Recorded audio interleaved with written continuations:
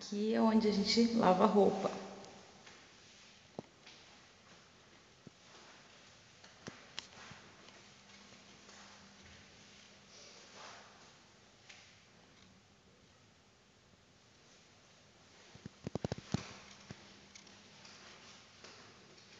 Máquinas.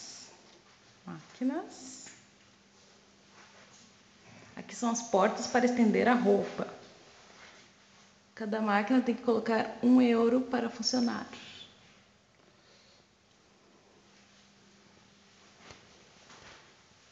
E aqui é o Rodrigo recolhendo nossa roupa. Isso aqui é para impedir que nós roubemos a roupa dos outros, mas não funciona. E minhas roupas que ficaram cinza porque eu misturei as roupas com as coloridas. Pois é. Foi lavado a quente, ó. Era branco. Dá tchau, Rodrigo. Tchau, Rodrigo.